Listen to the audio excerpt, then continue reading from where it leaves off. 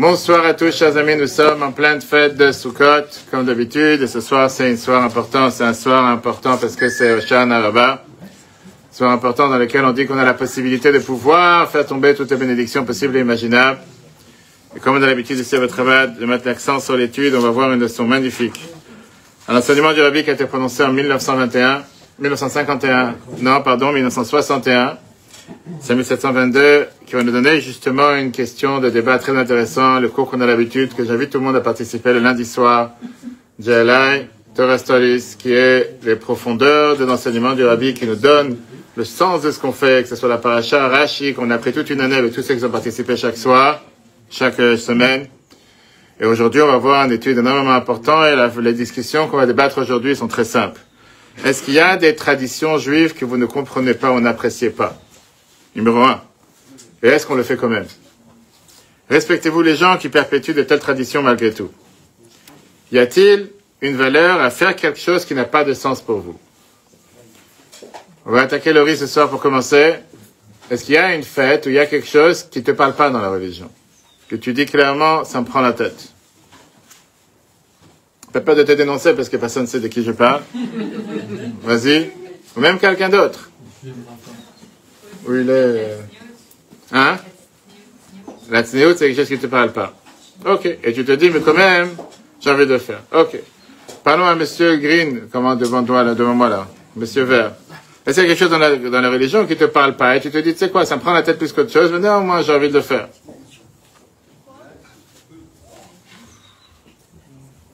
Rien qui ne te parle pas. T'es un menteur. Moi, je te dis, tu mens.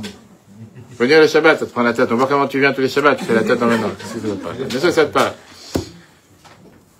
Faut le chercher où il est. Alors, quelqu'un d'autre? Qui c'est qui veut prendre la...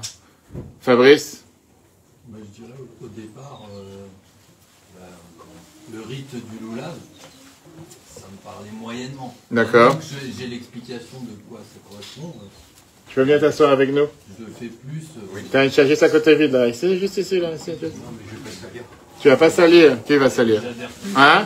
Maintenant que j'ai la signification, je prends plaisir à le faire. Ok, donc a priori, ici on a affaire qu'avec des gens qui font des choses qui leur parlent. Ben, je vais vous dire la vérité, moi je fais beaucoup de choses qui ne me parlent pas. Alors, pourquoi tu dis pas?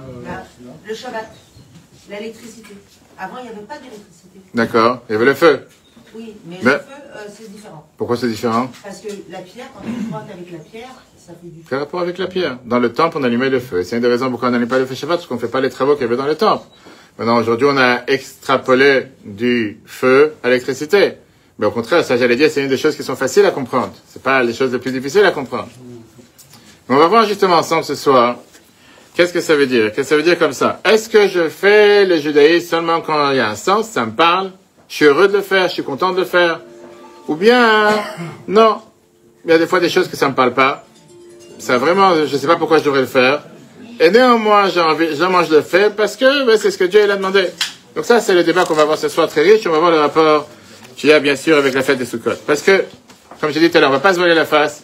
Chacun d'entre nous, on sait très bien qu'il y a des traditions juives qu'on aime et un rituel qu'on le fait parce que c'est la tradition, on a l'habitude. Et ça, c'est ce que les Juifs ont l'habitude de faire. Hanouka, les bougies de Hanouka, Kippour, faut jeûner, Pesach, la matzah, etc., etc. Mais qu'est-ce qui se passe avec les aspects du judaïsme qu'on ne comprend pas? Qu'est-ce qui se passe avec ces aspects-là?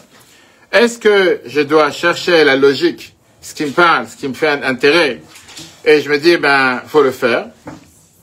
Ou bien, j'allais dire, c'est une forme d'hypocrisie, d'avoir ce qu'on appelle cette obédience aveugle, de faire quelque chose que j'arrive pas à me connecter avec. J'ai pas envie d'être hypocrite. Des fois, je suis parti voir, là, on est parti aujourd'hui cet après-midi à l'EHPAD, faire le lave avec des gens. Il y a un juif là-bas que chaque fois que je vais le voir, il me jette. Chaque fois, il dit, non, laissez-moi tranquille. Sa femme est là-bas. Aujourd'hui, je suis parti, il était assis, j'ai pris le bouquet de fleurs, je l'ai donné dans les mains. J'ai dit, tiens, j'ai un bouquet de fleurs pour toi. Il n'a pas dit non. J'ai dit, maintenant, fais la bénédiction. Je sais pas qu'est-ce qu'il a pensé, il n'a pas pensé que je suis venu l'attaquer, mais t'as des gens que clairement, ils te disaient, ça me parle pas, j'ai pas envie d'être hypocrite, je suis pas religieux, je suis pas pratiquant, c'est pas pour moi, laisse-moi tranquille. Ok, très bien. Il y a des cultes, il y a des religions qui te demandent d'avoir une obédience aveugle. Obéissance aveugle, très bien. Et ils essayent de justement d'avoir des adhérents qui vont tout faire pour arrêter de poser de questions et arrêter de penser. C'est comme ça, on pose pas de questions. Le judaïsme, c'est le contraire. Le judaïsme, il y a quelqu'un qui sonne. Le judaïsme, ça encourage justement à poser des questions. Alors, qu'est-ce que ça veut dire? Le judaïsme t'encourage à poser des questions, t'encourage à demander ce que tu comprends pas. Et de l'autre côté, faire des choses que ça me parle pas. Il y a ici une dissonance entre les deux. Je fais des choses qui me parlent pas, et de l'autre côté, faire des choses parce qu'il faut les faire, ça me parle pas. Le jour où ça me parlera, je le ferai. Aujourd'hui, on va voir justement un rituel qu'on ne comprend pas. Et on va examiner c'était quoi cette libation qui existait dans le temple. On en a parlé au début de Sukkot, mais on va rentrer dans les profondeurs aujourd'hui. On va voir la raison pourquoi ce groupe de Juifs qui avait rejeté justement cette tradition, qui a été embrassée par la majorité de la communauté, c'est pas toute la communauté. Et on va voir la valeur justement d'accepter tous les aspects du judaïsme qu'on comprend ou qu'on comprend pas, et ne pas s'arrêter à faire seulement ce qu'on comprend. Bonsoir. Magnifique. On a fait la bracha sur le lulav? Vas-y. Oui, bien sûr. Elle comprend pas. Après, alors justement, on va y arriver à ça. Parce qu'il y a beaucoup de choses que la Torah te dit, quand tu vas chez un médecin, il te dit, prends 5 mg de tel médicament. Tu n'as pas compris pourquoi. Tu dis, prends-les d'abord. Après, on va expliquer pourquoi. Mais d'abord, prends-les. On va y arriver. On va découvrir aujourd'hui ensemble quelles sont les limites de la raison humaine, qui parfois, si je m'arrête à seulement faire ce que je comprends, je me prive de ce qui peut être beaucoup plus grand que la raison, beaucoup plus grand que la logique. Commençons avec le jour de Sukkot. Comme je dis en général, on a les cours en haut, avec le grand PowerPoint et les grands écrans, tous les lundis soirs. Vous êtes invités à partir après Yom Tov, si Dieu veut, à 20h, tous les lundis soirs très riches. Et tous ceux qui sont là tous les lundis soirs, ils savent comment c'est riche, profondeur, mixte. Le jour de Sukkot, il y avait une libation unique d'eau qui était offerte dans le temple, en plus de la libation quotidienne du vin. Voilà le texte numéro 1. Vas-y, à toi de lire à voix haute, comme d'habitude. Quand le temple était debout à Jérusalem, on avait l'habitude de faire des libations quotidiennes sur le temple, sur l'autel. En règle générale, toute l'année, c'était des libations de vin. Mais chaque année, pendant la fête de Sukkot, c'était pas des libations de vin, là-bas, c'était des libations d'eau. Regarde le texte de la Mishnah, Sukkah, chapitre 4, Mishnah 9. Comment la libation d'eau a-t-elle été réalisée? Une cruche d'or a été remplie d'eau de la source de Siloam, une possession portée sur le mont du temple, et lorsque l'on atteint la porte de l'eau, ils ont sonné 3 coups de chauffard. Un tekiya, un long son, un 3, plusieurs coups courts, et un autre tekiya. Ils entrèrent dans la cour du temple, et le prêtre qui portait la cruche grimpa sur la rampe de l'autel et se tourna vers sa gauche. Il y avait là 2 bassins d'argent, perforés au bas, avec 2 trous en forme de narine. Un trou pour la libation du vin, qui était très large, et un autre trou pour la libation de l'eau, qui était étroit. De cette façon, les deux, le vin plus épais et l'eau plus fine, s'écouleraient au même rythme. Bravo. Ça, c'est ce qui se passait dans le temple, merci. Mais dans cette mitzvah, elle était faite avec des grandes pompes, comme on appelle ça, avec une grande cérémonie, une grande joie. La Mishnah nous dit qu'on rentrait dans le temple quand il y avait le lever du soleil, pardon. Mais avec le soleil à l'arrière. Et pourquoi? Pour montrer qu'on est en train de faire face à ce qui est le Saint des Saints. Et on déclarait que, pas comme nos ancêtres qui se prosternaient au soleil, nous on se prosterne à Dieu. On sonnait les chauffards pour montrer la solennité du moment. Et on montait sur les rampes de l'autel qui était le misbéach, et on versait cette eau qui était versée sur l'autel. Ok. Mais là, il y a un autre détail par rapport à cette cérémonie. On va demander, vous voulez lire à voix haute? Ah, très bien. On va demander à ceux qui savent lire. Non, je rigole. Non, il a l'habitude lundi soir, c'est pour ça. Mais il y a quelque chose qui se passait de bizarre, nos sages nous disent qu'il y avait quelque chose de curieux qui se passait. Vas-y, à voix haute. Il demandait au prêtre qui versait la libation de lever la main. Pour une fois, un prêtre versa l'eau sur ses pieds et les gens bombardèrent de ses draps. On a tout compris. Je répétais parce que c'était pas du français. Comme d'hab. Celui qui versait l'eau, on lui disait, lève tes mains. Lève tes mains en hauteur et verse l'eau comme ça sur l'autel. Et la question, elle est, pourquoi? Parce qu'on dit qu'il y a une fois, quelqu'un qui a versé, il a fait semblant de verser, et ils l'ont lapidé avec les trucs, on a parlé de ça le premier jour de Sukkot. De quoi on parle? Le commentaire nous dit qu'il y avait un Cohen qui faisait partie du groupe qui s'appelait les Sadducéens, Tzdukim, qui était au temps du deuxième temple, il y a environ 2000 ans. Beaucoup avant que l'islam existe, etc., et c'est en live. Maintenant, oui, c'était le monde du temple, ça appartient au peuple juif, on ne pas. Maintenant, ce groupe était opposé de ce qu'on appelle les enseignements rabbiniques. Ils étaient opposés à ce qu'on appelle la Torah orale. Et eux, ils disent, nous, on croit seulement dans la Torah écrite. Maintenant, ils te disent comme ça. la libation d'eau n'est pas écrite dans la Torah écrite. Et donc, j'y crois pas. C'est une tradition orale qui a été transmise de Moshe. Le Cohen, dans cette histoire, comme on l'a dit, c'était les Sadducéens, qui étaient un secte de juifs qui s'opposaient aux traditions orales, y compris la libation d'eau de Sukkot. Monsieur, à ton tour, Maïmonide, qu'est-ce qu'il nous explique sur la Mishnah? Ça, c'est à la place du PowerPoint qu'on a, c'est un PowerPoint mobile aujourd'hui. Vas-y. La libation d'eau à Sukkot est une loi donnée à Moïse au mont Sinaï. Le texte écrit de la Torah ne contient qu'une allusion indirecte à celui-ci. Ceux qui rejetaient la tradition orale de la Torah rejetaient ce rituel. Le peuple bombarda de croquettes le prêtre qui lui versait la libation sur les pieds parce qu'il était un sadducéen qui ne croyait pas à la libation de l'eau. Bravo. Maïmonide est en train de te dire, merci, Maïmonide est en train de te dire que quoi? Que justement, il y a un secret, c'est allusionné dans la Torah, ce rituel, on va l'examiner. C'est pas d'excéder d'être game plutôt, mais comme il a tellement affaire avec des chiens et des chats, pour ça il est... Non, d'être game, d'accord?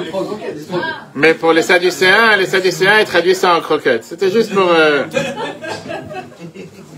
On va voir que la Torah, elle nous parle justement. La Torah, elle nous parle à 6 reprises, elle dit un mot, qu'elle parfois elle change le mot.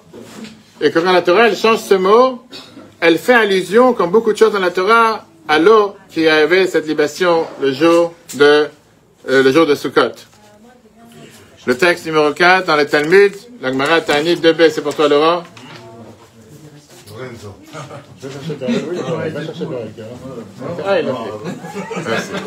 Vas-y.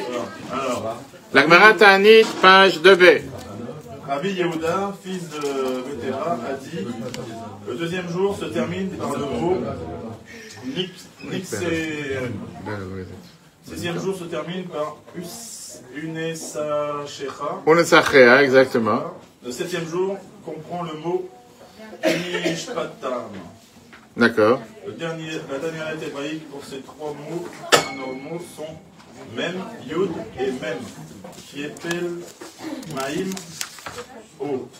Il s'agit d'une allusion dans le texte écrit de la Torah à la libation d'eau de Sukkot. Magnifique. Bravo. Là, vous allez voir le texte. Comme tout celui qui a entendu la lecture de Be'el ce matin et Shabbat, on a dans les différents textes qu'on lit dans le Maftir à chaque fois, vous voyez qu'on a 3 mots qui changent. Chaque texte, en général, c'est le même. Sauf que un des fois, c'est Venisre M avec un même. Une fois, c'est Unesachea, le Yud et le E. Et une fois, c'est Kimishpatam avec un même. Quand on prend le même, le Yud et le même, ça égale le mot Maïm qui veut dire l'eau.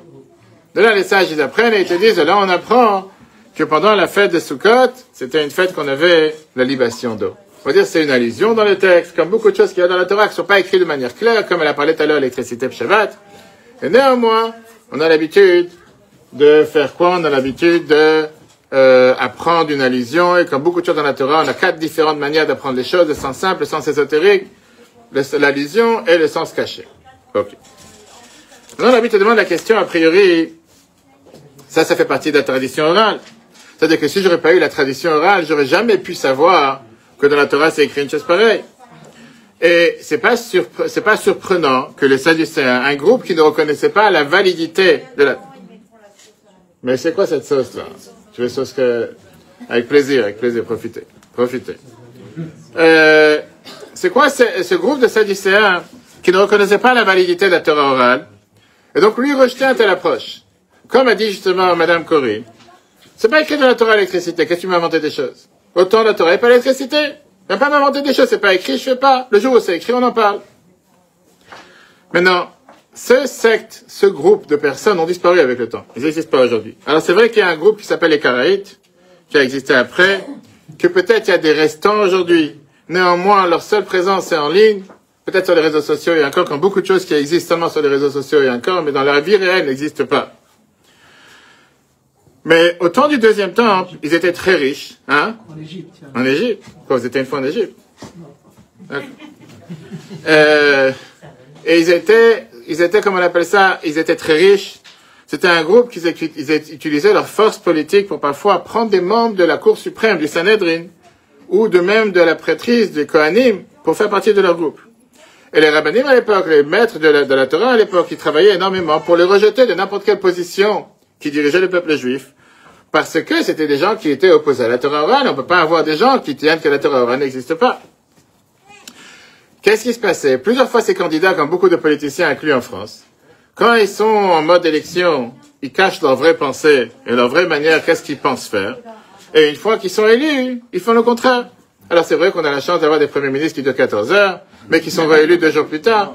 Mais au final, c'est une fois qu'ils étaient élus, une fois qu'ils faisaient partie du peuple, à ce moment-là, ils commençaient à montrer ce qu'ils étaient vraiment. Qu'est-ce qui s'est passé avec ce personnage qu'a lu, Laurent a lu tout à l'heure, qui était ce fameux Kohen Gadol? Il prétendait être quelqu'un de pieux. Et en réalité, c'est quelqu'un qui ne croyait pas à la Torah orale. Quand ils ont vu que c'est quelqu'un qui se moque de la Torah orale, ils ont dit, comment tu nous as menti, tu nous as montré quelque chose qui n'est pas réel. Bonsoir. Venez, mettez-vous à l'aise, asseyez-vous. Il y a des places. Ah, avec plaisir. Sur moi? Merci. Et donc, ils se sont énervés, ils l'ont lapidé avec les trogim, etc. Ok. Maintenant, depuis, pour éviter ce scénario d'avoir quelqu'un qui nous ment, et quelqu'un qui se présente comme quelque chose qu'il n'est pas, et quelqu'un qui essaie de faire quelque chose qu'il ne faut pas faire, ils ont décidé de dire, tu vas monter sur l'autel, tu dois maintenant faire cette libation d'eau. Première des choses, tu mets la libation vers le haut. Quand tu lèves tes mains vers le haut, là, je sais, on va voir ce que tu fais. Parce qu'il ne va pas nous faire croire que tu vas faire ce qu'il faut, et à la fin, tu ne vas pas faire ce qu'il faut. La réalité, elle est que la Mishnah Souka nous raconte que ceux qui n'ont pas voulu faire, vous pouvez vous rapprocher, c'est dommage de laisser les chaises vides à l'avant, Vanessa. Laissez les chaises à l'arrière pour ceux qui viennent après. Il y a encore des gens qui viennent, vous savez, comme Kippo, il y en a qui viennent juste pour le buffet. Venez. Qu'est-ce qu'il y a? Tu t'es senti visé? Pas du tout. Alors pourquoi tu... J'ai l'impression. Tiens. La Mishnah Souka nous raconte qu'en vérité, ceux qui n'ont pas fait, ces Sadducéens qui se sont excentrés du peuple juif, ils ont raté quelque chose de merveilleux. C'est tant pis pour eux. Voilà, puisque tu as parlé à voix haute, la Mishnah Souka. Tiens, donne-le. Mishnah Souka, chapitre 5, Mishnah 4. Regarde ce que la Mishnah nous dit, qu'est-ce qui se passait dans le temple. Les pieux et les hommes de bonne action dansaient devant eux en jonglant avec des torches enflammées et en chantant des passages de chants et de louanges à Dieu.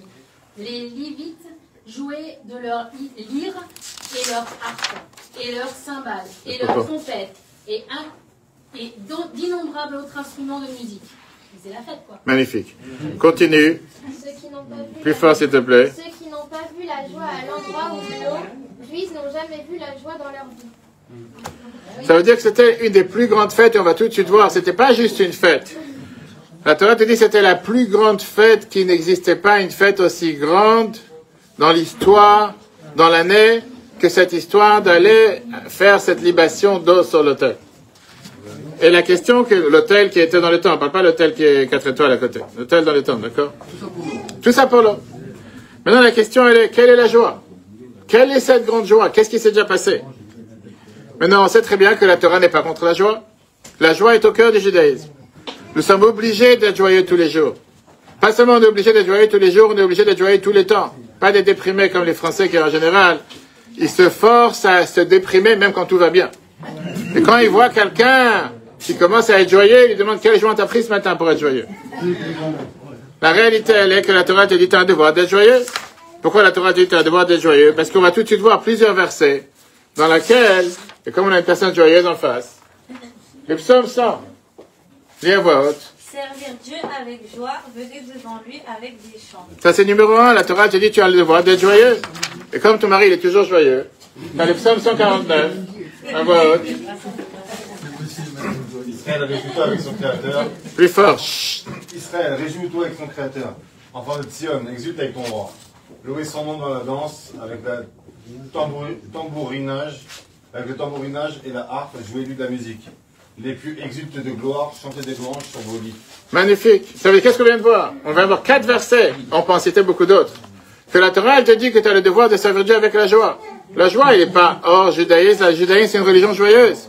On a le devoir d'être joyeux. Plus que ça, on a vu dans le Chumash Varim il y a quelques semaines, chapitre 28, verset 47, que Dieu te dit que tu reçois 98 malédictions parce que tu ne sers pas Dieu avec la joie.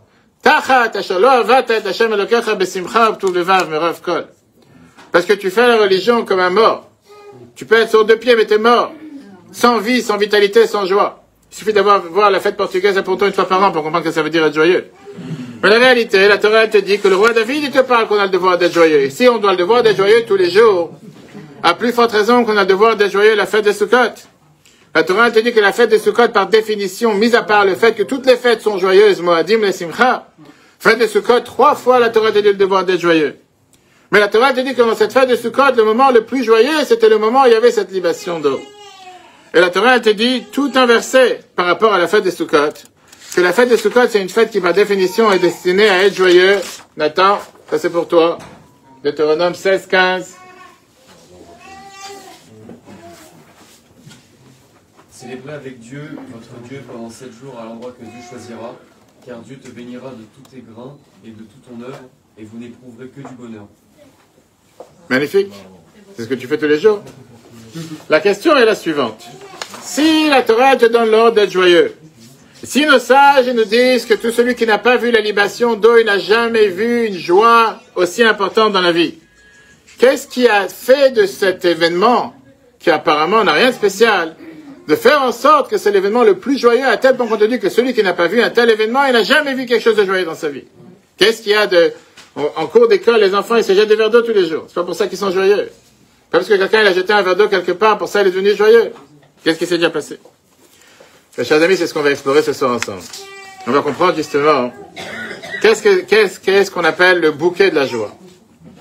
Pour comprendre ça, on va comprendre justement une autre phrase que nos sages nous parlent par rapport à la fête de Sukkot, qui est une phrase majeure. Nos sages nous disent que tout celui, écoutez bien la phrase qu'on vient de dire, et ça c'est la nuance, tout celui qui n'a pas vu la joie qui prenait place lors de la libation d'eau, n'a jamais vu la joie de sa vie.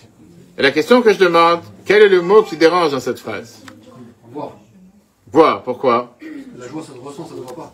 C'est pour ça qu'il est assis au premier rang. Et c'est pour ça que tu es au deuxième rang. C'est le premier rang. Exactement.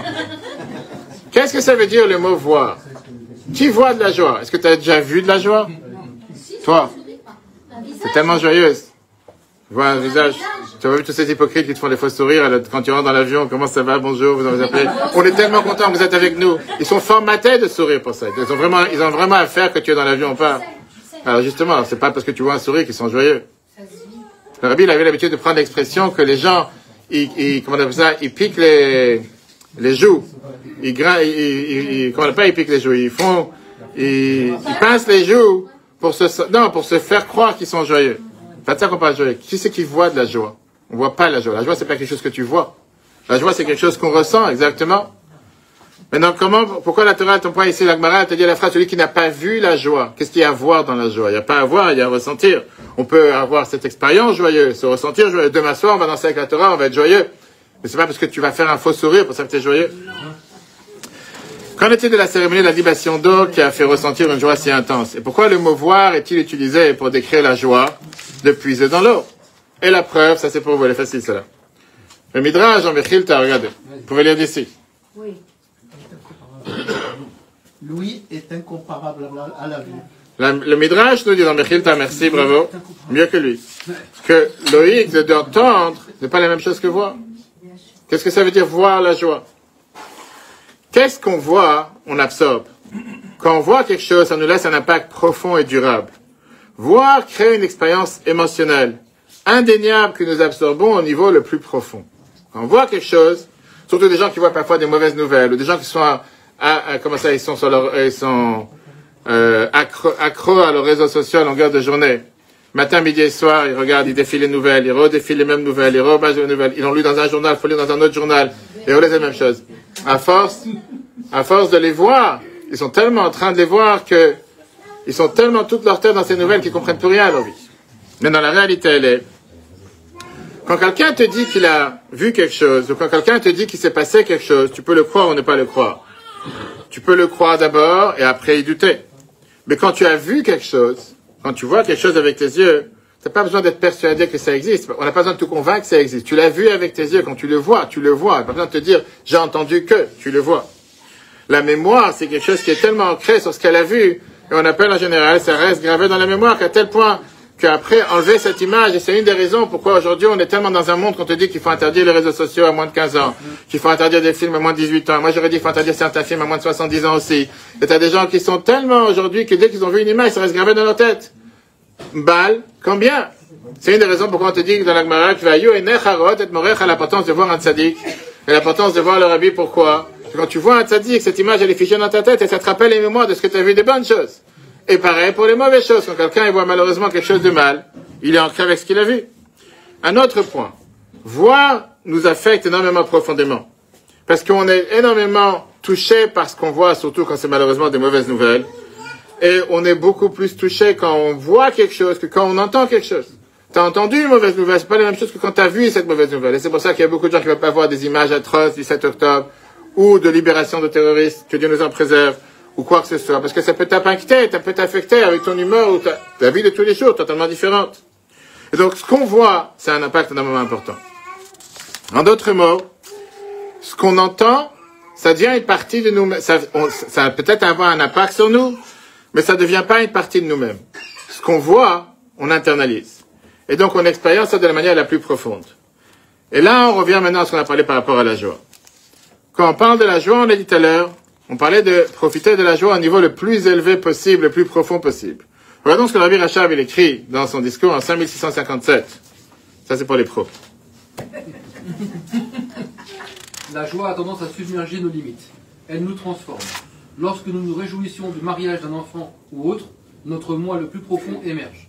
Nous pouvons parler avec confiance dans une foule d'élites sociales, même si nous sommes généralement timides, discrets et réticents au public. Et t'as déjà fini les deux paragraphes? Wow. Vas-y. Tiens, t'as le prochain. C'est toujours le texte 9. Nous pouvons danser avec abandon, sans une once de conscience de soi. Même si nous sommes surprenant conscients de nous-mêmes, c'est parce que l'exubérance fait ressortir notre moi le plus profond et contourne toutes nos limitations superficiellement imposées. Autre exemple, les érudits sages qui sont généralement réservés et hésitants à partager leurs théories complexes avec les étudiants, les amis ou la famille peuvent perdre toute retenue pendant les moments de joie et devenir éloquents pour quiconque est prêt à les écouter. Magnifique, la suite. La joie stimule également nos capacités les plus profondes. Les concepts que nous avons habituellement du mal à comprendre deviennent soudainement clairs pour nous lorsque nous sommes ravis, surtout sous l'influence du vin. La joie révèle la sagesse latente enracinée dans les profondeurs de notre âme, nous permettant de maîtriser les théories les plus complexes. Tout cela parce que la joie révèle notre plus profond moi caché, faisant fondre nos limites artificielles, habituelles que nous imposons à nous-mêmes. La jubilation révèle tout sans limite, aussi bien les gestes extérieurs, comme danser avec abandon, que les capacités internes, comme la sagesse et la bienveillance. Bravo. Donc, comme l'a vue, la joie touche une partie la plus profonde de nous-mêmes. Et fait en sorte que ça peut même parfois réguler notre système, réguler notre limitation. Quand nos sages décrivent cette expérience qu'il y avait avec cette libation d'eau comme voir la joie, ils sont en train de nous dire que c'était une forme de joie la plus profonde. C'était expériencé de la manière la plus profonde à la source pour l'événement et pour ce qui se passait à l'intérieur de chacun d'entre nous. Ça transcendait toutes les différentes limites, les différentes barrières. C'était vraiment une joie qui impactait l'humain sans limite. Maintenant, c'est pour ça qu'ils te disent que celui qui n'a pas vu ce type de joie, celui qui n'a pas expérimenté cette joie viscéralement, il n'a jamais vraiment vu c'est quoi la joie. Parce que tu peux avoir eu une autre joie, tu peux partir dans un danse, dans un concert, quoi que ce soit, ou bien un mariage d'un enfant, mais c'était pas comparé avec la joie que tu avais dans cette festival, dans cette fête. C'était la plus profonde expérience de joie de toute l'histoire. Il n'y a pas d'adjectif suffisant adéquat pour pouvoir décrire quelle était cette forme de joie. C'était juste indescriptible. Très bien. Ça n'a pas répondu à la question. Pourquoi? En quoi? En quoi on en fait un tel grand monde du fait que tu as une libation d'eau, et pour ça on te dit qu'il n'y avait pas une joie plus grande que ça. Il n'y a pas. Tous les autres jours n'étaient pas. À tel point qu'on te dit que tout Jérusalem était illuminé. Comme on a montré les photos au début du Sukkot. Que tout Jérusalem dansait autour de cette joie, libation d'eau. La réponse, ça peut être surprenant au départ, mais une fois qu'on va la détailler, on va comprendre quel est le sens et quel est le message surtout de cette fête de Sukkot. Cette joie, elle était particulière parce qu'elle avait affaire avec l'eau. Pourquoi? Pour apprécier justement ça, on doit d'abord examiner quelle était la libation régulière, ordinaire de tous les jours avant de parler de la libation d'eau qui avait la fête de Sukkot. Non, la libation qu'il y avait tout le temps dans le temple, c'était quoi? Le vin. Tu as bien écouté? Le vin, exactement. Exactement. La Torah te dit que En Simcha et la Bebasa Veyain. Quelqu'un, il est joyeux seulement avec du vin ou de la viande. Comme je dis, je suis pas forcément adepte de cette phrase. Enfin, c'est une des phrases que j'ai dit à la fin, je suis pas forcément d'accord.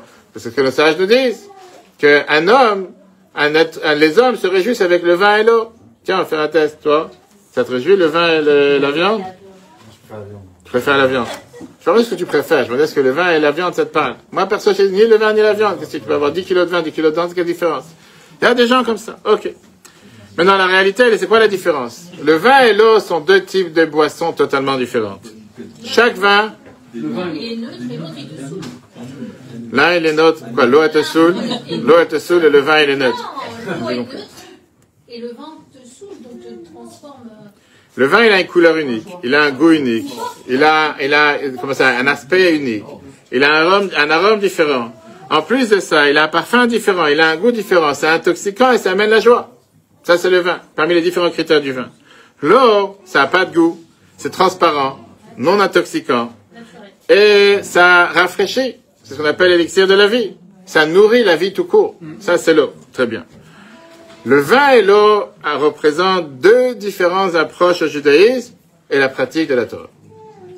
Le vin représente la tradition, l'aspect du judaïsme qu'on est content, qu'on kiffe le faire, qu'on est heureux de le faire, les choses qu'on comprend, les choses que ça nous parle. Nos parents faisaient, nos grands-parents faisaient. Comme par exemple madame qui fait la prière tous les samedis avec l'huile qui survole sur la marmite. Parce qu'elle se rappelle que comme ça, ses parents, ses grands-parents, et pour elle, ça c'est la tradition de Shabbat. Que Dieu nous en préserve. Et il y a certaines personnes qui vont te dire qu'ils mangent autre chose. Très bien. Maintenant, ce rituel, ça leur rappelle la mémoire, la nostalgie. Ça leur rappelle des sentiments joyeux. Ça leur rappelle ce qui se passait dans les ancêtres, etc. En deux mots, c'est un type de judaïsme qui s'assit bien avec nous. Parce qu'il est conforme avec notre habitude. Ça a une raison, ça a un sens, c'est inspirant, c'est motivant, émotionnel, etc., etc. Regardons justement la différence qu'on a ici entre les deux types de joie. Le vin a une saveur unique et agréable et représente la joie des mitzvot auxquelles nous connectons naturellement et nous trouvons édifiantes. L'eau est insipide mais elle soutient la vie. Elle représente la joie des mitzvot que nous pratiquons simplement parce que Dieu le veut, même lorsque nous ne les comprenons pas. Et regardons comment dans le Biorim de Sefer Tanya, il nous explique. Qu'est-ce que tu veux? Ah, Ethan. En voix haute. La différence, justement, entre le vin et l'eau. Une note sur le moment de chanter. Je peux fermer totalement? Mais pourquoi pas? Tu veux quoi? Tu veux fumer quelque chose? Vas-y, Vas-y. Une note sur le moment de chanter une bénédiction sur du vin et de l'eau montre à quel point ils sont différents. Je peux fermer au bout aussi. Nous chantons toujours une bénédiction sur le vin, mais nous chantons une bénédiction sur l'eau qui nous en soif. C'est parce que l'eau n'est pas nourrissante. Il n'a ni goût ni couleur, et le rafraîchissement est le seul plaisir qu'il procure. Le vin a une saveur et inspire la joie, et donc toujours agréable. Le vin fait allusion à des aspects du judaïsme que nous comprenons et nous apprécions. L'eau représente des aspects du judaïsme que nous accomplissons uniquement parce que Dieu les instruit. Pourtant, puisque nous avons soif de spiritualité, nous exécutons de servir Dieu par obéissance. C'est comme boire de l'eau pour se rafraîchir. Magnifique. Quelle est la différence entre les deux? Cette expérience qui donne du plaisir. Cette expérience du vin symbolise la pratique du judaïsme qu'on comprend, qu'on apprécie, qu'on se réjouit avec. En deux mots, le judaïsme qu'on est en phase avec. C'est comme un bon verre de vin. Ça sent bon, ça me met à l'aise, ça a un bon goût, ça me rend joyeux. Ça, c'était la libation de vin quotidienne qui était sur le temple, qui représentait ce type de pratique de judaïsme. Maintenant, quelle était l'unicité, la spécialité ou la spécificité de la libation d'eau, la fête de Sukkot? Ça représente ce qu'on appelle tout un autre aspect du judaïsme qui n'a rien à voir avec ce qu'on vient de voir. C'était quelque chose qui n'avait pas de goût, ni d'odeur. C'est la partie qu'on comprend pas, qu'on se réjouit pas. Et ça a l'air d'être quelque chose qui est totalement plat, totalement fade. Quelque chose qui n'a aucune joie avec. Et la seule raison pourquoi quand même on le fait, parce que Dieu nous demande de le faire. Et je peux vous garantir que tous ceux qui n'ont pas voulu se prononcer tout à l'heure, quand ils mettent des boîtes noires le matin avec des lanières, je sais pas si vraiment ils savent qu'est-ce qu'ils sont en train de faire. Mais néanmoins ils le font. Et pourquoi ils le font? Parce qu'ils pensent qu'ils sont des pilotes d'avion avec des boîtes noires dans le cockpit, on va savoir. Ou parce qu'ils se disent qu'ils vont voler très loin. Mais au final, il y a tellement de mitzvot qu'on fait, faut pas se voiler la face. C'est-à-dire, pourquoi le bon Dieu il a décidé de prendre 2 boîtes noires et des lanières noires? Pourquoi il n'a pas pensé qu'on met des cornes sur la tête? Va savoir autre chose. Alors bien sûr, on a toutes les explications pourquoi et comment. Mais au final, pas forcément tu comprends pourquoi. Pas se voiler la face. C'est pour ça que beaucoup de gens ils sont ici hypocrites. Ils disent non, on comprend tout. Hein? Pas dire ton nom. La réalité, elle est, comment on le fait? Comment on le fait quand quelqu'un, un non-juif, il vient à la maison, dit, qu'est-ce que vous avez sur la porte? Il dit, c'est un thermomètre qui marche en été comme en hiver. Qu'est-ce va savoir? Qu'est-ce qu'il a compris? Il a compris, tu dis, ah, vous avez des thermomètres à chaque porte, oui, parce que le courant, en fonction du courant d'air, en fonction de où tu es placé dans la maison, il y a des températures qui changent. Allez, expliquer un morceau de parchemin, 2 morceaux à l'intérieur, qu'est-ce qu'il a compris? Ouais. Pourquoi tu le fais? Bon Dieu l'a dit, il faut mettre une mesure, n'est-ce pas? J'ai raconté, vous n'étiez pas là, j'ai raconté pendant ce compte, on est parti à Carrefour, pas pour faire les courses. On est parti, il faut faire le love avec les gens, il y a des commerçants qui, pendant Yom Tov, ils malheureusement travaillent. Je suis rentré dans Carrefour, il y a une personne qui passe à côté et qui me dit, Chag Sameach. C'est pas forcément quelqu'un qui m'a crié Free Palestine, il m'a dit Chag Sameach en hébreu. Alors je lui ai dit, Chag Sameach, vous êtes juif? Il fait oui. Je dis, vous avez fait la bracha sur le lulav? Il me fait non.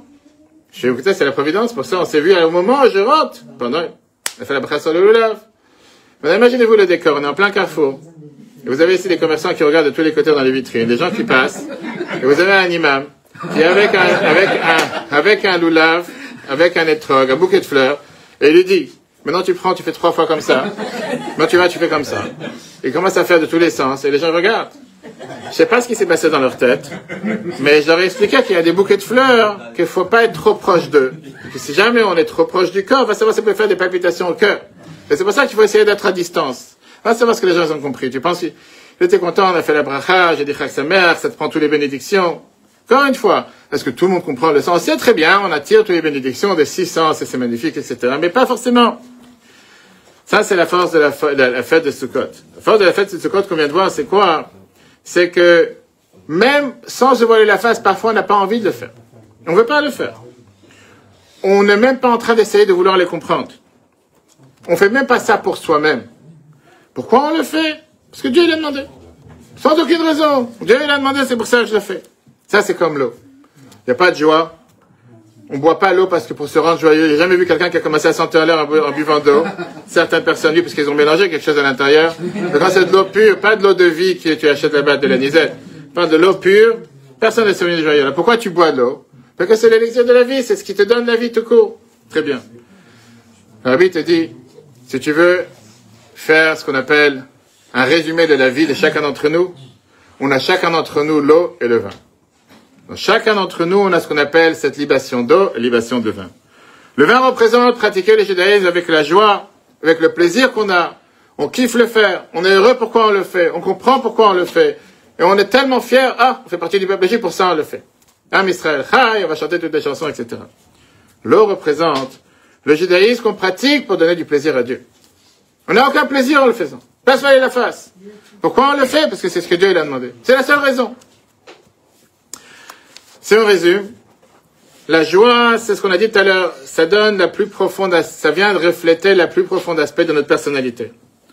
Et ça sort, et ça peut parfois s'exposer sans limite. La joie, ça peut parfois transcender nos limitations artificielles et nos régulations qu'on s'impose à soi-même. Mais il y a 2 types de joie, représentés par le vin et représentés par l'eau.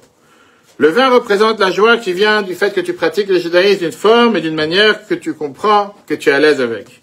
L'eau représente la joie que tu pratiques le judaïsme qui transcende ta compréhension.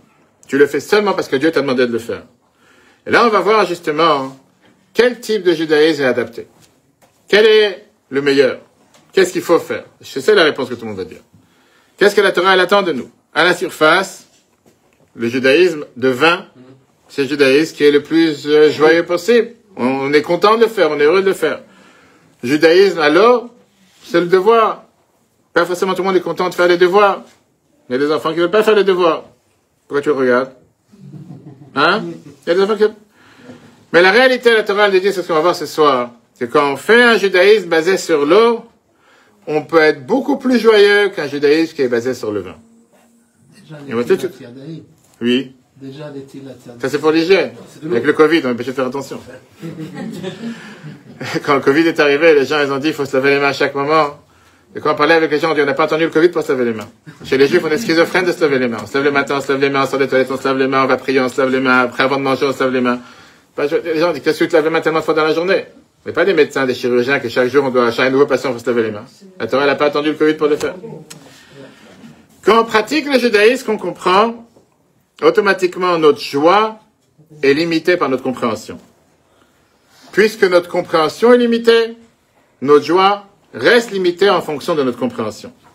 Mais quand on pratique le judaïsme, parce que c'est ce que Dieu demande de nous, à ce moment-là, il n'y a pas de limite. Pourquoi il n'y a pas de limite? Parce que Dieu, il est limité. Regardez comment le Rabbi explique ça en 1921. Philippe Avot, le Chavot. Mais pourquoi 61. Bien que nous chantions les louanges de Dieu quotidiennement sur du vin, nous les chantions sur des libations d'eau pendant Sukkot. Il nous a été demandé de puiser l'eau avec joie.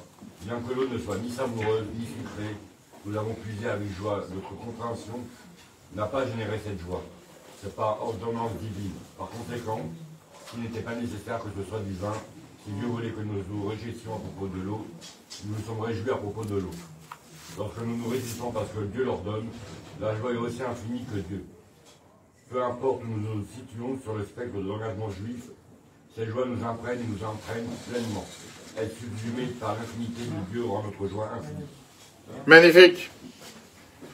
Et la Torah vient te dire que cette joie qu'on recevait par le vin, c'est une joie que plus tu bois, plus tu es joyeux, mais ça représente aussi la limite de la nature. Pourquoi? Parce que plus tu bois, peut-être plus tu es joyeux, moins tu bois, moins tu es joyeux. L'eau, par contraste, va te rafraîchir dès que tu prends la première gorgée d'eau. Tu ne deviens pas plus joyeux parce que tu as bu plus d'eau.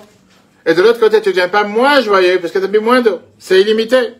Le même, depuis le début jusqu'à la fin, peu importe combien tu vas rajouter. Alors, bien sûr, quelqu'un qui est vraiment soif et qui a pas bu pendant des heures de chaleur, c'est autre chose. Mais pas dans la norme. La même chose avec cet aspect du judaïsme qui est reflété par le vin ou par l'eau. La joie qui vient par un judaïsme que tu comprends grandit en fonction du fait que ta compréhension grandit et en fonction du fait que tu apprends plus, tu comprends plus. C'est pour ça que tu as plus grand joie. Mais l'aspect de faire les mitzvot et la Torah parce que c'est ce que Dieu demande, ça touche le plus profond de nous-mêmes, ça touche l'essence de chacun d'entre nous. Cette joie, elle est compréhensible et pénètre depuis le premier moment sans distinction. Elle ne devient pas plus forte ou moins forte. Elle est ferme, elle est solide, elle reste la même du début jusqu'à la fin. C'est pas qu'elle est limitée en fonction de mon âge, ma compréhension, ce que je comprends, ce que je comprends pas, ce que j'ai appris, j'ai pas appris. C'est exactement comme l'eau. Il n'y a pas de goût. C'est l'exilé de la vie elle-même. Et ça, c'est la raison pourquoi cette fête de Sukkot, elle était décrite comme voir cette joie.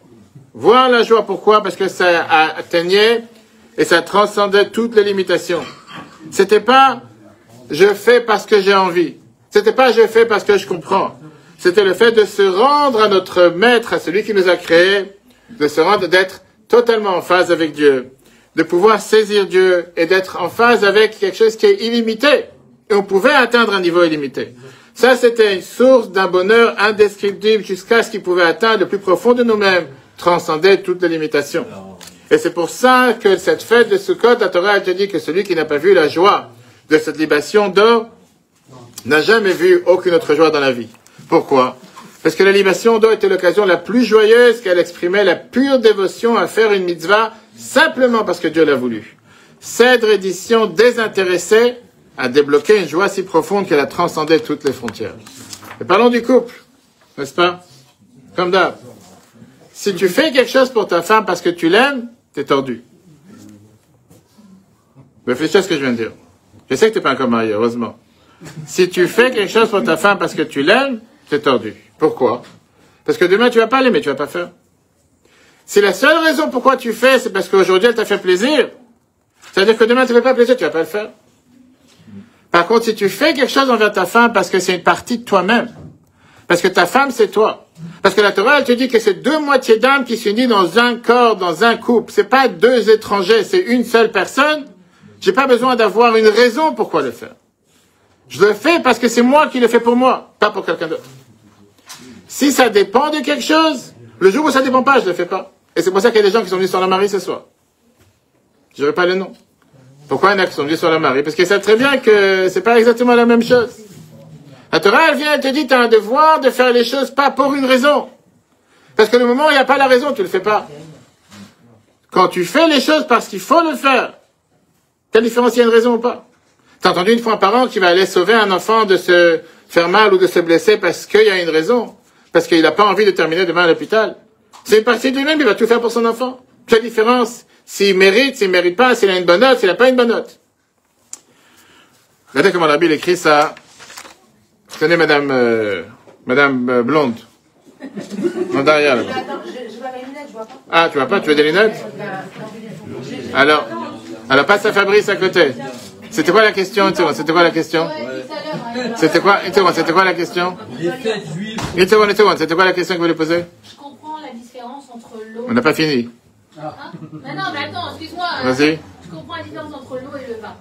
On est d'accord que, quand même, à force de boire du vin, la joie qu'on imagine comme ce que tu es en train de nous dire se transforme en une joie Fausse. parce que le vin vient tourner la tête. Et c'est ce que je viens de dire, donc c'est une joie fausse. Oui. C'est pas une vraie joie. Pourtant, tu dis que la joie, avec quoi la religion vue avec le vin est plus agréable parce qu'elle est vivante, alors qu'avec l'eau, elle est plus terne. Mais la joie avec le vin, elle est plus vivante parce qu'à force, ça tourne la tête. C'est ce que je viens de dire, donc c'est une fausse joie. Oui. C'est pas une vraie joie.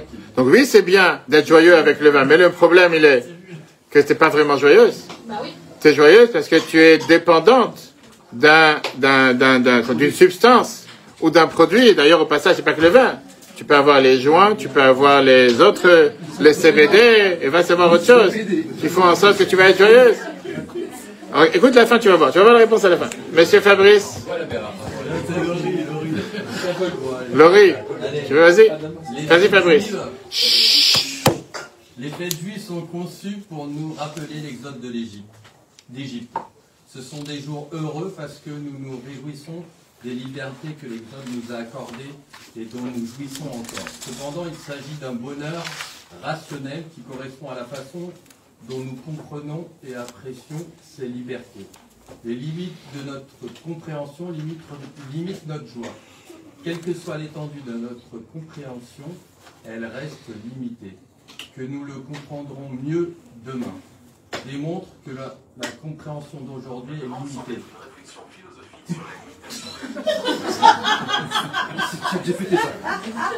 Vas-y, la suite. Ce qui résulte de cette compréhension est tout aussi limité. Le fait qu'il grandisse demain indique qu'il n'a pas encore imprégné la partie de notre cerveau qu'il atteindra demain. Ainsi, il n'a pas dépassé toutes les limites aujourd'hui. Magnifique. Tu peux laisser la fête là-bas.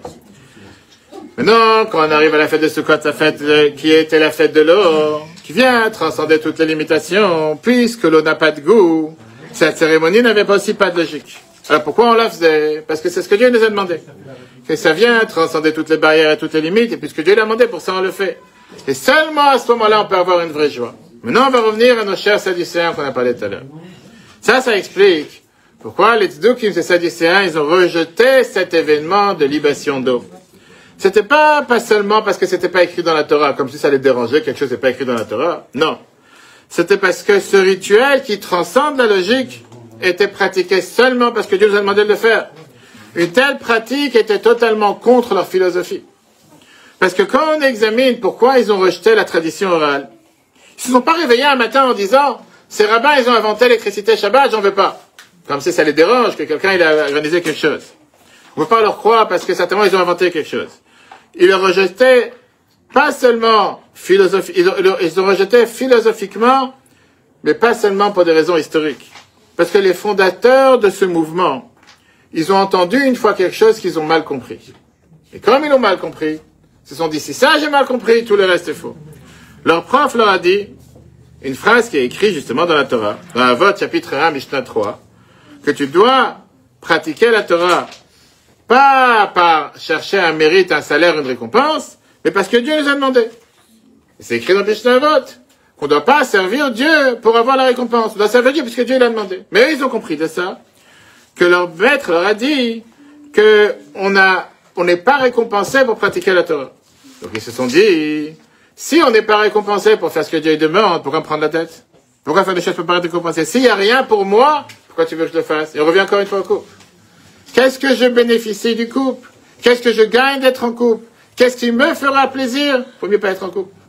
C'est toute la raison pourquoi je suis en couple, c'est pour chercher mon bonheur. Je vais vivre tout seul. Alors que toute la raison pourquoi on est en couple, c'est pour chercher le bonheur de l'autre. Et oui, ça s'appelle l'enfer. Parce que le but de pourquoi on est en couple, c'est pour se dire qu'à partir d'aujourd'hui, je pense plus qu'à moi, je pense maintenant à l'autre. Mais quand quelqu'un, en étant en couple, la seule chose qu'il pense, c'est quel bénéfice je vais avoir d'être en couple. Il a rien compris au couple. Viens la Torah, elle te dit, c'est exactement la même chose. Eux, ils se sont dit, ah, il n'y a pas de récompense quand on fait la Torah et les mitzvot. Pourquoi je vais les faire? Je gagne rien de tout ça. Eux, ils voulaient pas d'un judaïsme qui est d'une obédience aveugle. Et ils se sont dit, ils voulaient quelque chose qui est un judaïsme rationnel, qui est stimulant intellectuellement, qui est satisfaisant spirituellement, et qui est émotionnellement un judaïsme qui m'apporte quelque chose. Je me sens à l'aise. J'ai mangé un bon couscous. Ça, c'est du judaïsme. J'ai mangé une kéla avec la soupe verte. Va savoir. D'accord? Pour eux, ça, c'est, j'ai mangé des beignets. J'ai fait quelque chose qui me parle, je me sens content de ce que j'ai fait. Mais si ça m'apporte rien, pourquoi tu veux que je le fasse? En une phrase, ils cherchaient un judaïsme qui les remplit, et pas qui remplit Dieu. Un judaïsme qui me fait plaisir. Ça, c'est ce qui me parle. Et donc, il y a tout à fait, on comprend maintenant le sens et la raison. Pourquoi une tradition qui n'a pas d'explication, ils l'ont rejetée? Et si j'ai pas ici une satisfaction personnelle, il n'y a pas de raison que je le fasse. La seule raison pourquoi il faut que je fasse quoi que ce soit, c'est si je suis satisfait personnellement. Je vais faire quelque chose pour ma femme à condition que ça me rapporte quelque chose. Si je ne suis pas satisfait moi-même, pourquoi tu veux que je le fasse? Si ça ne m'apporte rien, pourquoi je veux le faire? Et c'était automatiquement quelque chose qui était totalement contre leur mentalité d'agir et leur raison d'être. La joie enracinée dans la compréhension, on a dit tout à l'heure, c'est une joie illimitée. Agir simplement parce que Dieu l'a dit, nous permet de faire l'expérience d'une joie véritable et transcendante. Regardons comment le Rabbi continue à nous expliquer ça. Qui c'est qui n'a pas encore lu? Ici. Fabrice? Vas-y.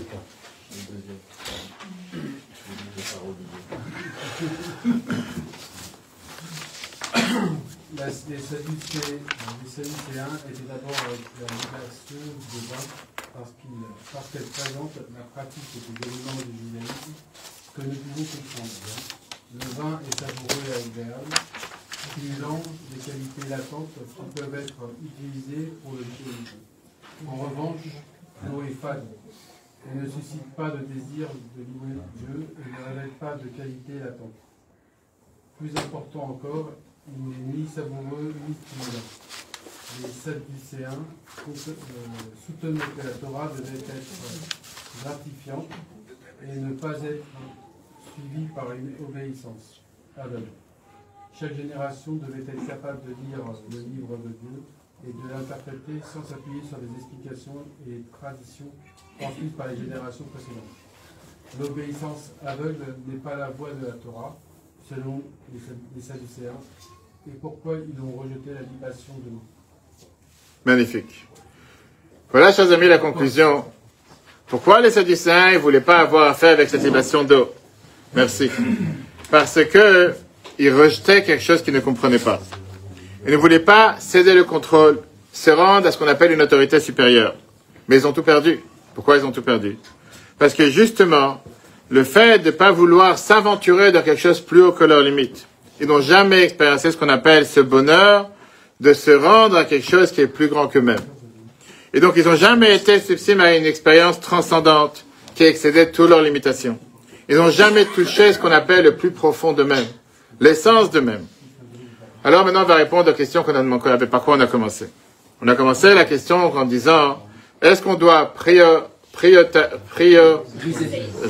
merci. Est-ce qu'on doit prioriser l'aspect du judaïsme qu'on est content et qu'on est joyeux et qu'on comprend, plus que l'aspect qu'on ne comprend pas? Maintenant, on voit quel était le problème de l'approche des Sadducéens. Parce que, tout d'abord, le judaïsme et le peuple juif met un grand impact et une grande importance sur la compréhension. On a un devoir de comprendre ce qu'on fait.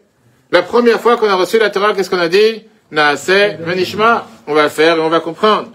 Mais le judaïsme nous demande de ne pas s'arrêter aux limites de nos compréhensions. Qui veut dire, tout d'abord, ne pas se priver de ce qui excelle nos logiques. De reconnaître l'inadéquation qu'il y a de la mentalité humaine. De réaliser que Dieu est beaucoup plus grand et qu'il dépasse toutes nos limitations, pas des mesures infinies. Et qu'on n'a pas envie d'être privé de toutes ces choses qui sont illimitées juste parce que nous sommes limités avec notre compréhension. Alors oui, parfois on va clairement pas se voiler la face, il y a des choses qu'on ne comprend pas dans le judaïsme, mais on les fait parce que Dieu nous a demandé. On les fait pas parce que le cœur nous parle. Au contraire, on les fait parce qu'on a cette joie aveugle que Dieu nous a demandé de le faire. Et ça, c'est la raison pourquoi on le fait. Il n'y a pas forcément un pourquoi. Et je suis pas censé tout comprendre. Quand tu vas chez le docteur, il te demande de prendre tel et tel médicament. Pas forcément tu as compris pourquoi il faut le faire, et néanmoins tu le prends. Il y a une phrase qui dit la chose suivante. Tu ne peux pas explorer des nouveaux océans si tu n'es pas d'accord de quitter le bord de mer. Qui c'est qu'il y a ici un mal de mer? Un mal de mer? Si tu veux explorer des nouveaux océans, si tu veux explorer des nouvelles îles, tu es obligé d'abord de quitter le bord de mer. Quitter tes limites. Si tu n'es pas d'accord de quitter ta limite, tu veux absolument rester à chaque fois voir les coquillages et voir les crabes qui avancent et les homards et les langoustes, tu vas pas pouvoir aller trop loin. Tu vas rester là-bas, tu vas admirer, il y a des gens qui sont là à admirer ça toute la journée, mais tu vas pas pouvoir aller dans les grands océans. Le fait même de savoir qu'on peut toucher quelque chose qui nous transcende, c'est quelque chose qui est passionnant. Moins on comprend, plus on le fait pour la joie qu'il donne à Dieu de vouloir le faire. Si on peut pas tout comprendre, et on le fait seulement parce que Dieu nous demande, à ce moment-là, on est en train de célébrer le judaïsme dans les termes de Dieu. Pas à nos termes. Et quand on fait une chose pareille, on est face à face avec un judaïsme infini. Avec une expérience du judaïsme qui touche le plus profond de nous-mêmes. Et au final, ça c'est la forme de joie la plus grande. Et cette mise en garde, c'est une mise en garde que la Torah nous dit cette fête de Sukkot par rapport à la logique et les expériences du judaïsme qu'on pratique tous les jours. Parce qu'une fois qu'on est arrivé aux limites de notre compréhension, on s'arrête pas de faire les choses parce que maintenant on est arrivé à la limite, on est arrivé au summum de ce qu'on a compris, on s'arrête là. Au contraire, on se rend à quelque chose de beaucoup plus grand, qui nous rend nous-mêmes aussi nous plus grands. Et plus on est en contact avec l'infini, plus on devient aussi infini. Plus on commence à comprendre et faire les choses de manière totalement délimitée, pas avec une barrière. Alors pour le résumé de ce qu'on a vu aujourd'hui. L'aspect du judaïsme basé sur l'eau transcende nos compréhensions beaucoup plus que l'aspect d'un judaïsme basé sur le vin. Les choses qu'on fait parce qu'on veut les faire sont limitées à nos barrières, à nos désirs et à notre connaissance. Les choses qu'on les fait parce que Dieu nous a demandé de les faire, ils sont illimités et sont dans les termes de Dieu. Et ça peut être une expérience transcendante qui stimule la joie dans le plus profond de chacun d'entre nous. Alors oui, encore une fois, le judaïsme met l'accent sur la compréhension, mais on doit se rappeler qu'on ne peut pas s'arrêter au moment où on ne comprend pas. On utilise cette barrière pour pouvoir surmonter une étape et continuer à le faire encore plus loin et encore plus fort. Les Sadducéens rejetaient la libation d'eau parce qu'ils voulaient un judaïsme qui avait un sens et qui apportait une récompense personnelle. En conséquence, ils ont manqué ce qu'on appelle la joie transcendante. Qu'est-ce qu'on a vu ce soir, chers amis? Le point numéro 1, on a vu que dans le temple, il y avait ce qu'on appelle la libation d'eau et la libation de vin. Le vin a un goût, il est très rend joyeux. L'eau n'a pas de goût, mais c'est l'exilé de la vie elle-même, c'est ce qui fait vivre une personne. Certains aspects du judaïsme sont comme le vin. On comprend, on est joyeux. D'autres éléments sont comme l'eau. Ils dépassent notre compréhension. On n'arrive pas à se relayer, on n'arrive pas à comprendre et se dire qu'est-ce que ça m'apporte, qu'est-ce que je gagne. Néanmoins, le fait de se rendre à quelque chose qui nous transcende peut parfois être une expérience illimitée. Ça nous stimule à arriver à un niveau beaucoup plus élevé.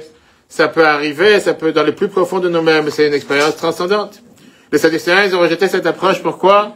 Parce qu'ils voulaient pas céder le contrôle. Ils voulaient toujours un contrôle. Ils voulaient toujours tout contrôler. Ils voulaient n'importe quel aspect de religion qui a un sens, qui est satisfaisante, qui donne une récompense.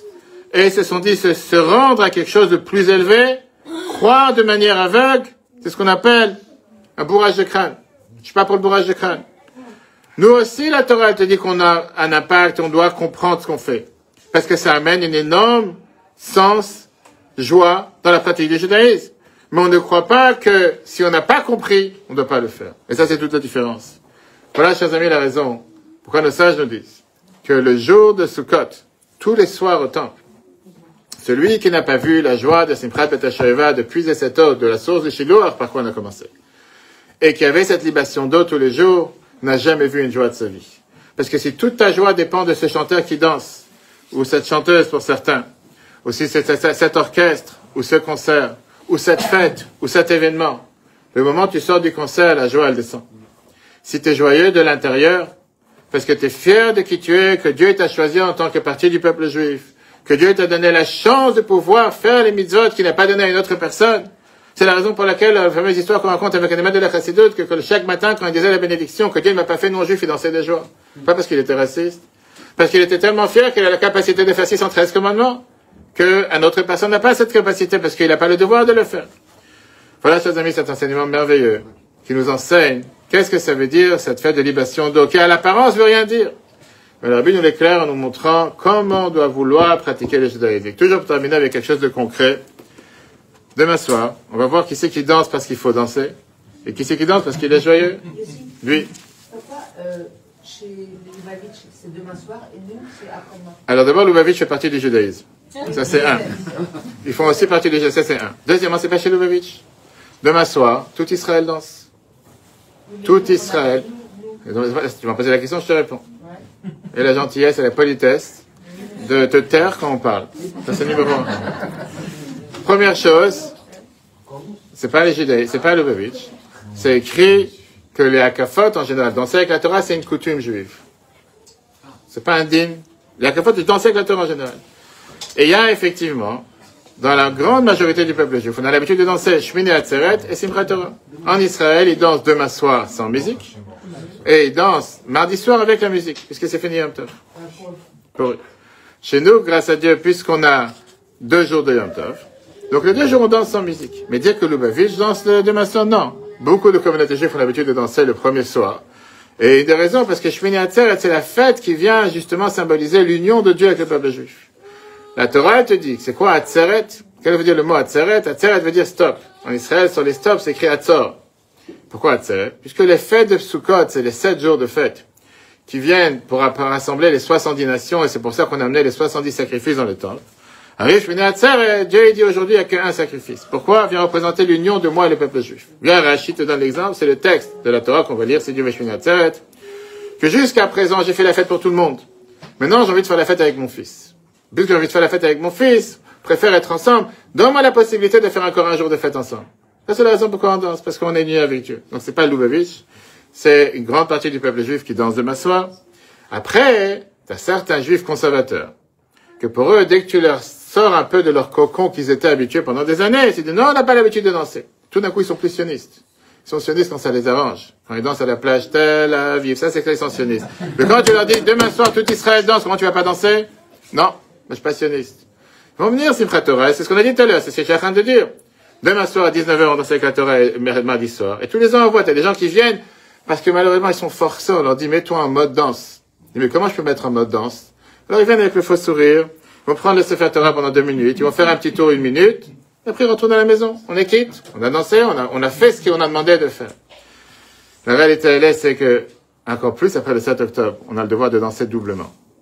On a le devoir de danser doublement parce que nos ennemis ont voulu tout faire pour nous faire arrêter de danser. Et notre devoir, c'est de montrer que nos ennemis vont pas pouvoir enlever les danses et la joie du peuple juif. Et si avant le 7 octobre on dansait 2 fois, aujourd'hui il faut danser 4 fois. Et c'est pour ça qu'on danse 3 fois. On danse demain soir à 19h, mardi soir à 19h, et, comment on appelle ça, et mercredi matin. Je vais ouvrir une parenthèse. Le rabbi, quand il était à Paris dans les années 30, il est parti une fois dans une synagogue. Il a voulu donner la tzedaka à quelqu'un. Le soir, la prière de Maariv. Et l'autre, il lui a fait la remarque en lui disant, vous savez pas que c'est écrit dans les livres qu'on donne pas la tzedaka le soir? Rabbi n'a pas répondu. Quelqu'un lui a dit, c'est ok. Après, Rabbi a parlé avec son beau-père, qui Rabbi n'était pas encore Rabbi dans les années 30, Rabbi avait une trentaine d'années. Enfin, tu vois, son père lui a raconté l'épisode. J'ai rencontré quelqu'un à la synagogue, je voulais donner la tzedaka le soir, il m'a dit, vous savez pas que c'est écrit dans les livres? Le précédent, il lui a répondu la réponse, cette personne, certainement, ne donne pas la tzedaka la journée non plus. Et c'est pour ça que ça l'a dérangé que quelqu'un le donne le soir. Les gens qui viennent te dire, mais pourquoi vous dansez lundi soir? Je te dis que mardi soir, ils dansent pas non plus. Je parle pas à toi, je parle pas à toi, je parle pas à toi. C'est Yoann qui va dire. Très bien.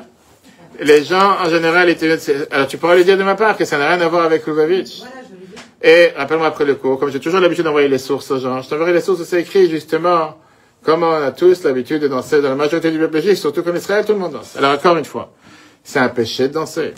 T'as fait un péché, que Dieu fasse que le seul péché qu'on a fait, c'est qu'on a dansé ensemble avec nos frères et sœurs qui dansent en Israël.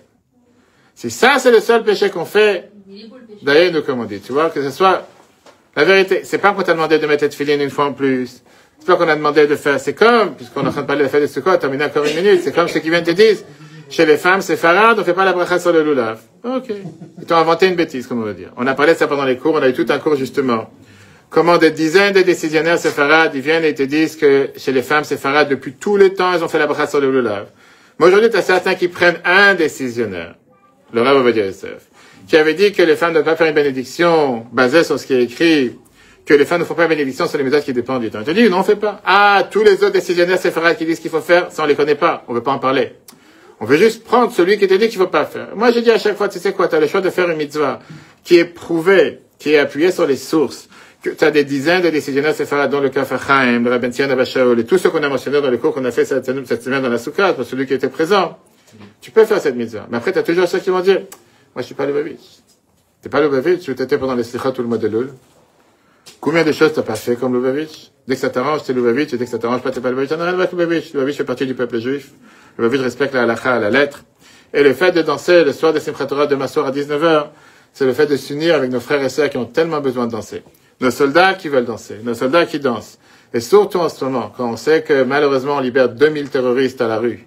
Combien on doit prier? Dieu, la Torah nous dit que tout ce qu'on a fait à Rosh Hashanah Kippour, par les prières, on peut les faire descendre par ça qu'on danse 48 heures pendant Simchat Torah. Tout ce qu'on a fait à Rosh Hashanah Kippour en prière, c'était des bénédictions potentielles. Mais comment on fait descendre ça, des tonneaux de bénédictions par ça qu'on danse Simchat Torah? Alors tu as ceux qui vont rester constipés, comme on dit, qui vont te dire qu'ils préfèrent avoir du vin pour danser, et boire de l'alcool, ce que le Rabbi était 100% contre, parce que chez Chabad, on ne boit pas d'alcool. Et si certaines personnes, ici on n'a jamais bu d'alcool, je m'excuse. De quoi tu parles? Chez Chabad, le Rabbi était 100% contre. On n'a pas à boire de l'alcool. Si quelqu'un a des problèmes alcooliques, il y a des endroits de sevrage, il y a des hôpitaux qui s'occupent de ces gens pareils. Mais c'est pas que Chabad boit de l'alcool. Tu veux dire le chaim, mais danser comme on a été le pain parce que tu as besoin de vider une bouteille, ou à longueur de journée, quelle bouteille je vais acheter, qu'est-ce que je vais faire? Non, danser parce qu'on est joyeux. Pourquoi on danse Simchat Torah en amour? Pourquoi on danse Simchat Torah? Quelle joie. T'as déjà vu un Français danser avec la Constitution française? Ah, il sait même pas que ça existe. Il sait même pas que ça existe. T'as déjà vu un docteur danser avec le Vidal? Il sait pas qu'est-ce qui se passe. Il me dit l'application ne marche pas. On est le seul peuple au monde qui prend un livre qui est la Constitution juive. On danse avec. Pas forcément quelqu'un qui a appris avec. On n'a même pas appris. T'as la majorité des juifs qui deviennent les pieds de la Torah, c'est ce qu'on dit. Pourquoi on danse? Parce qu'on lit dans la paracha qu'on a lu ce Shabbat. Torah, Tzivalanu Moshe, Morasha, Keilat Yaakov. Dieu nous a donné la Torah, c'est l'héritage du peuple juif. On est fiers de qui nous sommes. Malgré tous les antisémites qui ont toujours existé, qui continueront à exister depuis 3000 ans d'histoire, nous sommes le peuple élu, le peuple choisi, le peuple qui a amené le plus à la planète et qui continue à l'amener. Ah, il y en a qui sont pas contents, tant pis pour eux, qu'est-ce qu'ils ont qu'à faire des flottiques pour aller à Gaza, qu'est-ce que je te fasse? Ça va pas changer la réalité c'est que c'est notre peuple, et ça c'est notre force, et c'est sur ça qu'on est fiers, et c'est pour ça qu'on danse. Alors c'est ça qu'on fait les jours de Simchat Torah, pas ceux qui ont appris la Torah, pas les grands érudits, ceux qu'on dit on devient les pieds de la Torah. On danse avec la Torah. Alors tu veux venir voir un juif, tu dis attends, t'es pas né Lubavitch, pas tu danses. Toi, garde la joie pour le deuxième soir. Premier soir, reste un peu enfermé, reste un bon français, pourquoi tu vas danser? Soyez sérieux comme on dit, en dansant. Demain soir, 19h, on va danser avec la Torah, chers amis. Mardi soir, 19h, mardi matin, l'office à 10h30, et mercredi matin, on danse avec la Torah, Simchat Torah, on a le devoir de monde de monter à la Torah. Que Dieu fasse le cours en replay sur Torah.fr, que toutes ces bénédictions de Sukkot soient présentes pour chacun d'entre nous. On puisse éradiquer toutes les forces du mal. Hoshana Rabbah, ce soir, chers amis, ce soir et demain, une minute, ce soir et demain, Hoshana Rabbah, c'est un jour dans lequel on te dit qu'on peut déclencher toutes les bénédictions, puisque ce soir et demain, c'est la fin de toute la fête de Sukkot et la fin des 40 jours qu'on a eu à Rosh Hashanah Kippour. Que Dieu fasse qu'on fasse tomber toutes les bénédictions pour tout le peuple juif. Que nos soldats réussissent dans la mission d'éradiquer toutes les forces du mal. Que tous les blessés guérissent. Que tous les otages reviennent. Et surtout, qu'on puisse se voir avec Mashiach à Yerushalayim. Encore avant Simchat Torah. Chag Sameach à tous. Du coup, on replace sur Torah. On va faire juste